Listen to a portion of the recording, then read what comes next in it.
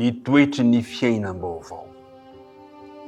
Manasanao mba haharitra hatramin'ny farany.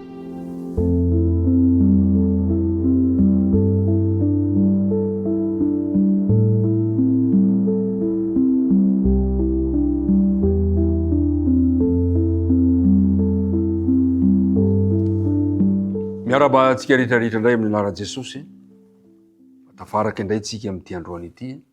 Tombontsoa zany misaotra amin'ny fanarahana ampatokiana ity fandarantsika ity.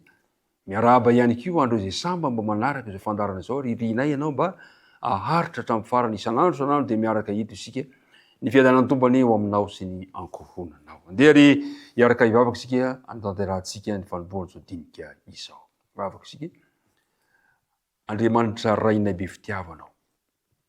Misaotra indray izahay ny amin'ny fitantananao sy ny fiarovanao anay, ka nahatraranay izao fiarahana mandinika ny teninao izao. Tsinotsinona izahay, tsy mendrika, koa mangataka famelan-keloka, mangataka fanadiovana. Ary raha andinika ny teninao izahay dia mangataka ny fanaina masina mba hitari-dalana anay. Tononona sy angatana ny bavaka amin'anaran'i Jesosy. Amen. Kolosianina 3:7-8. Fantatrao izay ilay andinina tao tadina izay. Ary aho ka ho ambony izany rehetra izany ny fitiavana, fa feny fahatanterahana izany. Verisika indray mandeha. Ary aho ka ambony izany rehetra izany ny fitiavana, fa feny fahatanterahana izany. Kolosianina 3:7 ka ny andininy 7. Ny toetry ny fiainam-baovao. Momaly dia nanoritsoritra rehefa fahazaran-dratsy toetra ratsy Paoly, izay tokony hariana rehefa manatona ny Kristy isika. Rehefa nariana zany le toetra taloha dia miroso amin'ny lafiny tsara indray isika. Zany hoe miala amin'ny fiainana feno famaizinana ho any amin'ny fiainana feno fahazavana ao amin'i Jesosy. Ao amin'ny Kolosiana 3:7 manomboka amin'ny 2:12 ka hatramin'ny 2:14 no diniky fanaovantsika androany izay misy ifandraisany amin'ilay andinina tao tadina. Zao no voalazany teny amin'anaran'i Jesosy. Koa mitafy famindrampo sy fiantrana, famorapanahy, fanendrentena, fahalemem-panahy, fandeferana araka ny olom-boafidin'Andriamanitra sady masina no malala. Mifandefera ka mifamelahy heloka ianareo. Raha misy manana lahelo amin'ny sasany, tahaka namelan'ny tompony heloka reny, aoka mba hamelanareo heloka kosa. Ary aoka ambony izany rehetra izany ny fitiavana, fa feny fahatanterahana izany. Nitarika ny saintsika i Paoly eto ny amin'ny toetra tokony asehontsika eo amin'ny fiainana kristiana. Mitarika ny saintsika i Paoly ananantsika ny toetry ny fiainam-baovao. Tadiditsika be ny zanak'Israely. Ny zanak'Israely dia natsoin'Andriamanitra manokana ho vahoaka manokana aneho ny toetra n'Andriamanitra.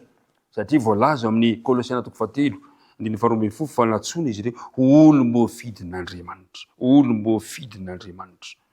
Zay ny lazainy eto hoe araka ny olom-boafidin'Andriamanitra. No fidina manokana izy ireo. Zavatra mampalahelo anefa. Tsy izay rehetra natsoina, tsy izay rehetra natsoina no miaina araka izany fiantsoana izany. Mampalahelo Jesosy dia nilaza fa ozy hoe maro no antsoina nefa vitsy no fidina. Amin'ny filazantsara Mateo 2:20 ahitantsika izany teny izany. Mampalahelo zany toe-javatra zany. Dia any amin'ny andininy hafa izy dia hoe na dia ny olom-boafidiny aza dia ho voafitaka. Na dia le olona efa voafidin'Andriamanitra aza, raha tsy mitandrina, raha tsy mitazona ny fiantsoana azy dia mety ho voafitaka izy ireny. Ny zanak'Israely dia tian'Andriamanitra tokoa izy ireny. Andeny ho jerentsika ny fomba fijeren'Andriamanitra antsika ao amin'ny bokin'ny Deutéronomie 7. Deutéronomie 7 ka ny anomboka amin'ny andininy 9 sy ny andininy 10. Jereo nge ny fomba fijeren'Andriamanitra anao antsika. Fa firenena masina ho an'Andriamanitra ao ianao. Fa ianao no efa nofidin'i Jehoandriamanitra ao ho firenena rakitra soa ho azy, mihoatra no firenena rehetra ambonin'ny tany. Tsy ny amaroanareo no ny firenena rehetra nefa no niraketan'i Jehova, ny fitiavan'i Jehova taminareo sy ny safidiananareo. Fa ianareo dia vitsy no ny firenena rehetra aza. Fa ny itiavan'i Jehova nareo sy ny tandremany fianianana izay efa nianianana tamin'ny razanareo no nitondrany Jehova nareo tamin'ny tanana mahery sy nanavotany anao tamin'ny trano nandevozana dia tamin'ny tanany Farao-mpanjaka ny Egipta. Jereo zany fitiavan'Andriamanitra atsika. Isika zany dia sady tiana no malala no masina eo anatrehan'Andriamanitra ary dia mitaky andraikitra lehibe izany tombontsoa izany ry mpiara-midinika namana. Izao nilazanareo mihatsara ny ilay miantso anareo hiala ao amin'ny maizina ho an'ny fahazavana mahagaga. Zany ny tokony fiainantsika ry mpiara-midinika namana. Andao asehontsika eo amin'ny fiainantsika ilay toetra vaovao, ilay finividianan'Andriamanitra atsika ho fahazavana eo amin'izao tontolo izao. Zany no niantson'Andriamanitra atsika ka dia no mitarihan'ny Paoly isika ao amin'ny Kolosiana ndreto ary misy toetra izay tiany Paoly mba hananantsika ao anatin'izany rehetrarehetra zany. Manoka eo amin'ny 2:12 dia izy koa mitafia famindram-po, fiantrana, famiram-panahy, fanetretena, fahalemem-panahy, fandeferana. Zany rehetrarehetra zany dia toetran'Andriamanitra daholo anie zany. Andriamanitra le mpamela heloka, lehibe fiantrana, le Andriamanitra le mora fanahy, feno fanetretena, malemy fanahy amintsika izy. Izao no toy mifandefera, mifamela heloka ianareo, tahaka namelan'ny tompony heloka reo, no ka melanareo heloka kosa. Areo ka ambony zany rehetra izany ny fitiavana. Ry mpiara-midinika namana androany, ny toetry ny fiainam-baovaontsika zany androany dia ny fitiavana.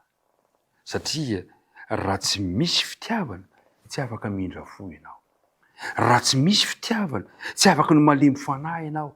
Raha tsy misy fitiavana, tsy ho be fiantrana, tsy misy fanetretena, tsy hanana fahalemem-panahy, ny tsirairay avy. Zava-dehibe ny ananantsika izany. Ary zao no amaranany tenin'ny Paoly ao amin'ny 9:15 ary aoka anapaka ao am-ponareo ny fiadanany Kristy. Androany ary amin'ity androany ity dia tariny raisika mba asehontsika eo amin'ny fiainantsika ireo toetrany Kristy ireo, mba hananantsika zany ty zao hoe ny fitiavana. Satria ny fitiavana no feny fantanterahana rehetra. Zay ny toetry ny fiainam-baovao.